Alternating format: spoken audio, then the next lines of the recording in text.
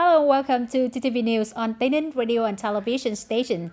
Ladies and gentlemen, the Provincial People's Committee had just issued plans for vocational trainings and job creations for rural workers in the province in 2024. At the same time, it sets targets that the rate of workers having jobs after trainings must be at least 80% or higher. Specifically, in 2024, the province will organize enrollments for 80 training classes, expected to train over 2,500 workers. Vocational training subjects include social labor groups, workers transferred from other localities to work in industrial parks and industrial clusters in the province, and disadvantaged groups. Conditions for vocational training support are that people are 15 years old or older, have a need for vocational training and have a rural educational and have qualifications for their profession to be learned. Vocational education establishments and businesses register for vocational education activities, participating in elementary level training and vocational training at town levels must meet the requirements in terms of programs, textbooks, teachers, facilities and equipment for vocational training according to regulations. In 2023, the agricultural sector has strongly developed, contributing nearly 20% to the province GRDP structure. The Provincial People's Committee also approves investment policies for 17 projects with a total investment of more than 1,000 billion Vietnamese dong. These projects have made an important contribution to forming clean chains in the province's agricultural fields. In 2023, the province's agricultural structure continued to shift in the right direction. Currently, the province has put into use the irrigation project west of Vam Codong River Phase 1, providing irrigation water for two districts of Châu Thành and Bến Cầu. A number of other sector management contents were also completed as planned and are continuing to be implemented effectively. The whole province has had 28 more products recognized as outcrop products. Accumulated to date, there are 90 products recognized as outcrop, of which one potential product achieved 5 stars. During the year, the agricultural sector continued to effectively deploy policies to support loan interest, support linkage, support the application of VITGAP, and encourage investment in agriculture. To well implement the goals set out for the year, the Steering Committee for Anti-Smuggling, Trade Fraud and Counterfeit Goods, referred to as Steering Committee Re-8 of the province, has deployed to members of the Steering Committee a number of key tasks closely aligned with the functions and tasks of each industry. Accordingly, the Provincial Market Management Department performed the role of Provincial Standing Steering Committee Re-8, strengthen direction, inspection, urging and coordination of member agencies of the Provincial Steering Committee, functional forces of the province and Steering Committee Re-8 of district, towns and cities to carry out the fight against smuggling, trade fraud and counterfeit goods in the province. Strengthen inspection, detection, and timely handle acts of trading in smuggled goods, counterfeit goods, banned goods, poor quality goods, and goods with fraudulent origin, intellectual property rights infringement, violations in the field of trade promotion, e-commerce. Member units of the Provincial Steering Committee Re-8 need to closely follow assigned functions and tasks, strengthen coordination and control, resolutely prevent and strictly handle violations related to smuggled goods, production and trade of counterfeit and banned goods. Recently, the situation of illegal trading and transportation of livestock and poultry across the border into Vietnam is still complicated, increasing the risk of disease infection, affecting the livestock industry, affecting the domestic livestock industry. Facing with that situation, the Provincial People's Committee issued an official dispatch requesting relevant departments, branches, and People's Committees of district, towns, and cities to strengthen control, prevent, and strictly handle trafficking, illegally transporting animals into the province. Accordingly, the Provincial Border Guard Command is assigned the task of coordinating with local authorities and relevant units to strengthen inspection and control, especially at border gates, jails and open roads in border areas, strictly handle violations, propagate to people in border areas about the dangers of epidemic and the harmful effects of trading and transporting animals of unknown origin.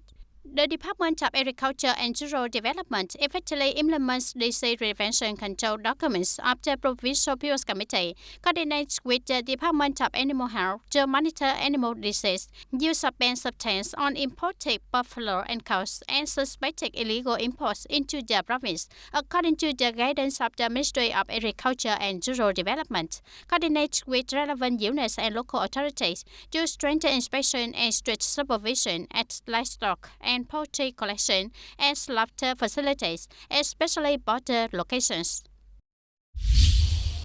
People's increased demand for trade and tourism and unusual weather changes during these days will be favorable conditions for agents that cause infectious diseases to spread. There is a risk of increasing the number of cases. Therefore, people need to proactively pay attention to protecting and taking care of the health of themselves and their families.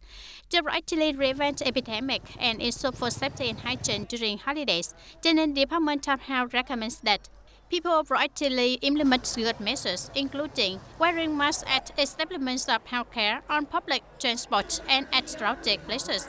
Regularly wash your hands with clean water, soap, and hand sanitizer. Practice eating and drinking cooked foods. Absolutely do not use ingredients or foods of unknown origin, production, or processing process. Avoid contact with people with symptoms of respiratory diseases such as cough, fever, difficulty breathing. When you have signs of illness, go to the nearest medical facility immediately for timely consultation, examination, and treatment. On this day, castor apple growing farmers around the foothills of Padang Mountain are still busy with harvesting to promptly pack and transport to serve the needs of the markets. This year, due to prolonged hot weather, most farmers' castor apple ripen early. Therefore, the output of castor apple supply to the markets during that has decreased significantly compared to previous years. Due to low output, the current selling price is also high, ranging from 80,000 to 100,000 Vietnam dong per kilogram.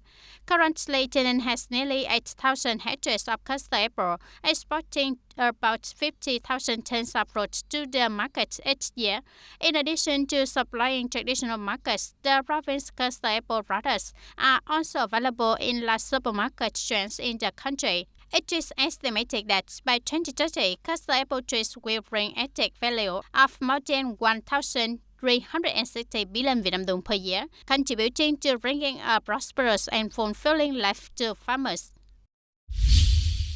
Entering the Spring 2024 festival season, in order for festivals to take place safely, the Department of Grassroots Culture, Ministry of Culture, Sports and Tourism recommends that localities with large key festivals need to monitor strictly for crowded festivals.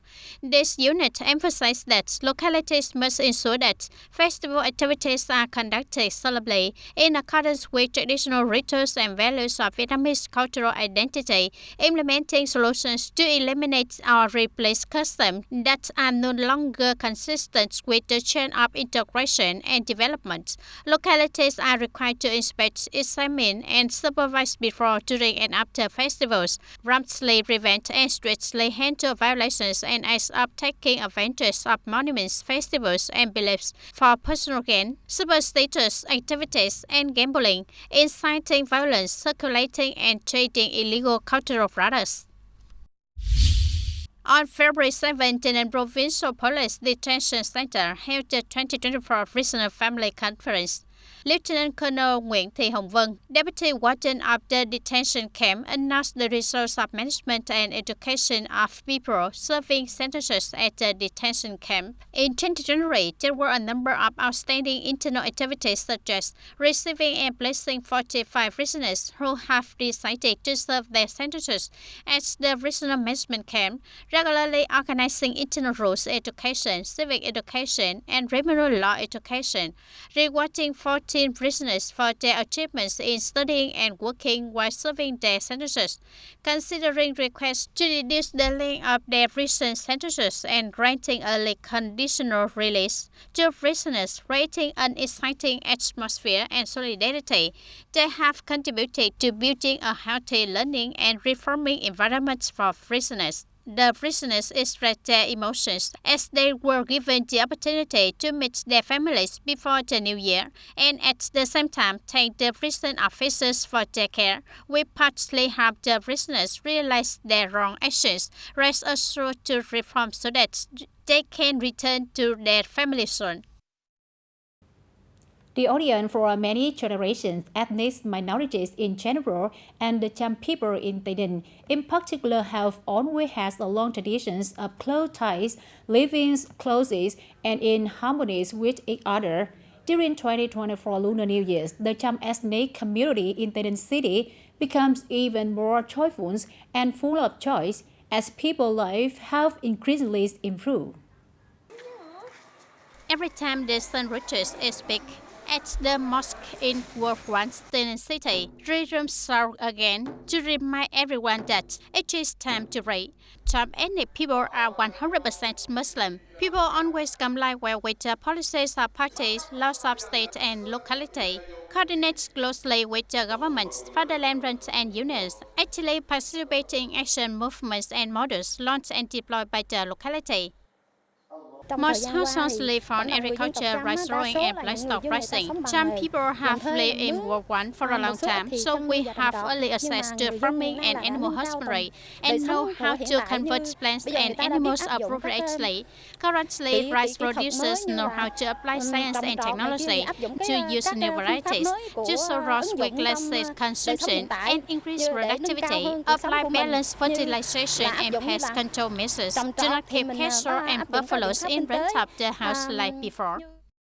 In recent times, with the attention of the province and city to invest in infrastructure, roads in areas where ethnic minorities live have been asphalted and concreted. 100% of ethnic households use national grid electricity, have solid houses, no more temporary or dilapidated houses. Schools and medical stations were built spaciously, ensuring medical examination and treatment and learning for school-age children. When I go to school, my tuition is free and the school takes care of everything from food to going to school, providing me with very complete learning tools. Activities to preserve and promote the cultural identity of the people are always of concern. Social security work to care for ethnic minorities in the area is carried out effectively. On households use clean water, living standards are average and better, with normal poor and near poor households.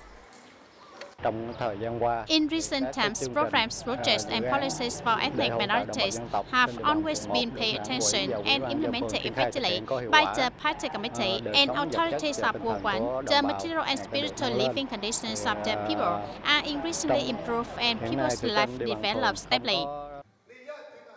Cham community in World One, TayNinh City, in the last day of the lunar year, is always busy preparing for a wealth and prosperous death. Ladies and gentlemen, for a long time, Single-Grace glutinous broadcast has not only been a cultural beauty, but has also become an indispensable part of the taste feast of Southern people. Nowadays, despite being busy with work in the last day of the year, many families still maintain making that cake as a way to remind them of the old days, thereby contributing to preserving and promoting the cultural beauties of the nation. Cylindric glutinous rice cakes carry an agricultural civilization with sticky rice, green beans, and pork, and it is also a traditional beauty in Southern culinary culture during Tet and spring. I studied to make this cake in the West. At that time, my mother returned to my grandmother's hometown and then brought it back here. I saw that no one here made this cake, so I tried to make it. Similar to square glutinous rice cake, it also carries a meaning of remembering the deceased, wishing for prosperity and family togetherness, thanking heaven and earth for giving people a favorable season. It is wrapped in many layers of banana leaves, symbolizing a mother embracing her child, the desire of Vietnamese to reunite after a year of working far away. Among the types of test case, the process of wrapping cylindric glutinous rice case is quite elaborate. Therefore, everyone in the family has the opportunity to just tell each other stories about the past year and look forward to a new year together with new more luck and success. The image of gathering together to wrap cakes contributes to enhancing the fragrance of spring. I also want to learn more to maintain the legacy of my grandparents. It's nice to make it with my mother. Test cakes are also an encapsulation of very dear meanings. Banana leaves wrap the sticky rice and filling on the outside as the protection of parents for their children. The wraps tied around the wheel post seem to show the tight bond between the members. In TayNinhTV, there are many flower shops and perennial ornamental flower shops. This is also a place where people regularly buy and sell flowers and ornamental plants. Each flower pot costs from several tens of thousands to several million Vietnam dong per pot. Flower shops serve on year-round, but the Lunar New Year flower crop is always the most anticipated by gardeners. As that approaches, many people start choosing flowers and ornamental plants with the wish for a new year of good health, fortune, and luck. Each person has their own style of choosing flowers and ornamental plants that suit themselves to decorate their home and workplace. Currently, I choose some plants with large leaves because the weather in Tây Ninh is quite hot. I prioritize plants with large leaves. This day, the number of customers buying flowers and ornamental plants increased compared to normal days. To meet consumer needs, gardeners and flower and ornamental plants businesses have imported many types of flowers. In addition, there are ornamental plants such as tricolor bougainvillea, ornamental kumquat trees, and orchids to serve the flower-playing needs of people. This year trade is also worse than usual. I sell flowers for all 4 seasons, but I mainly specialize in orchids. This year weather is unusual, so growing dead flowers is also more difficult. In addition to taking care of plants according to its state of development, it is necessary to adjust the lighting, watering, and nutrition regimes to suit weather. However, with the preparation of experienced gardeners and flower and ornamental plant businesses, plus the spring flower markets brought by traders, then people will have many choices of flowers and ornamental plants, perfect to display during dates, making spring more joyful and colorful. Ladies and gentlemen, just a few hours left, we will officially enter the Lunar New Year. Let's chant the joys of the whole country and welcome a new year with a new prosperity and success. And now we would like to say thank yous and goodbyes to audience. See you in the next program.